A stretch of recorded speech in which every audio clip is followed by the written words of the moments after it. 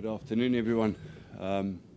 Yeah, a year ago I stood here as well, so I'm here to update you on exactly where we are and what we've done in the past year.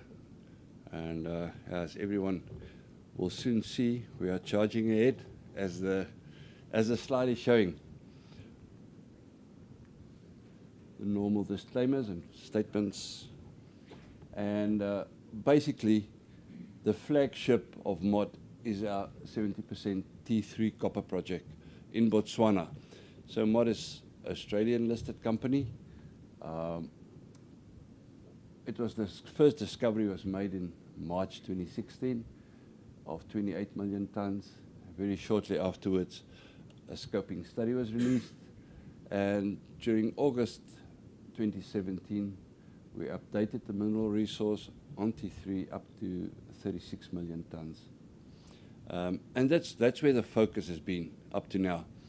We are, since January, flat out busy with a PFS, due to be released in January next year. And you will see as we go along what has changed and how we're busy unraveling the geology on T3 and what's making it so special in Botswana. A corporate overview quickly.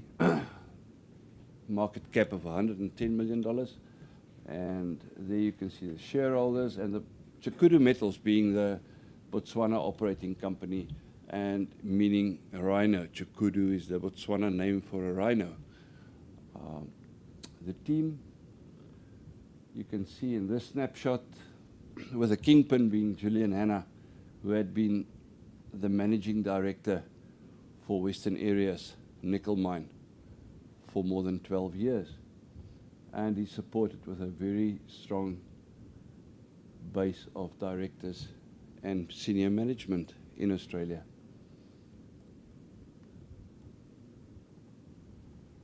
MOD's district scale exploration potential is what excites us. That's exactly the case. On the back of a T3 PFS, pre-feasibility study, we are not neglecting our regional exploration. And if you look at why this region is so unique, it's covered by calcrete, which is yielding low soil sample grades, and very little drilling has happened to date. And it's exactly why T3 was found. Little numbers, small numbers of soil samples.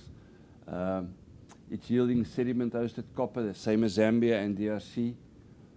And the copper grades in a niche of between 1% and 2% copper. It's yielding high-quality grades and con grades of between 30% and 45% copper. And then, of course, if you need to be in Africa, be in Botswana, that's the place to be. Very stable environment, skilled workforce, a very good infrastructure in Botswana. This is just a slide showing you our tenement holding. All the pink and red tenements belongs to MOD and our JV partner, Metal Tiger, listed in London. With our friends and neighbors being the blue area, Kuprick Canyon Capital, towards the northeast. Now in this specific area of blue, you'll see that they've delineated 6.6 million tons of copper. And that's only over 100 kilometers of strike length. And that gives you a good idea of the underexplored and unexplored area from the pink and red areas. And that's where our focus is currently lying, doing our regional exploration. And the aim is, of course, to find more T3s. That's simple.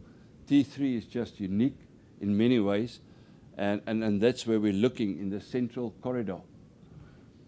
And we are well funded to pursue our exploration, regional exploration, as well as our T3 exploration, infill and extensional drilling. So our priority is the development of T3 into becoming a mine. And very shortly you will see.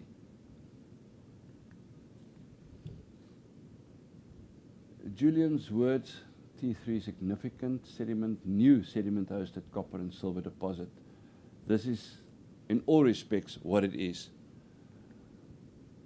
So, during August this year, we started off with our infill and extensional drilling program, and you're looking at a cross-section with a pit outline showing up very clearly where the proposed pit is going to be, and then straight below it, there's enormous amounts of copper that was found in drilling deeper.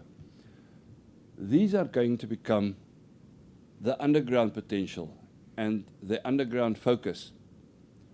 While the pit is being mined, we are currently chasing and drilling out vein system, high-grade vein systems that's lying underneath the pit as well as down dip of the pit. And simultaneously with the PFS being, ticking all the boxes as we're going forward on the PFS, the infill drilling is happening on establishing an underground potential below T3. We've so far delineated at least 2 vein systems in the order of 4.5 to 5 meters wide, of containing 4% copper, which is not too shabby, I might add, if you want to go underground.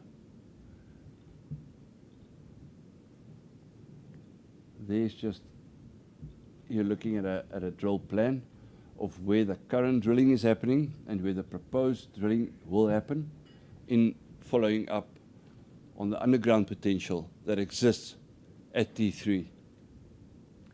The assays are outstanding from this current 70-hole program. There, as I mentioned, zone 1 and 2 veins is already along strike of 1.5 kilometers, and they seem to be continuous as we're chasing them down, going deeper.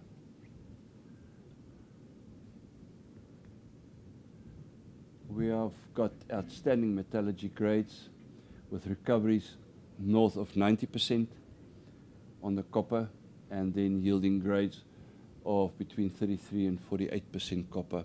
So it's in a very niche market, what we're finding on the metallurgy, and this is obviously, doing zonation and domaining of our chalcopyrite, our bornite, and our chalcocite domains.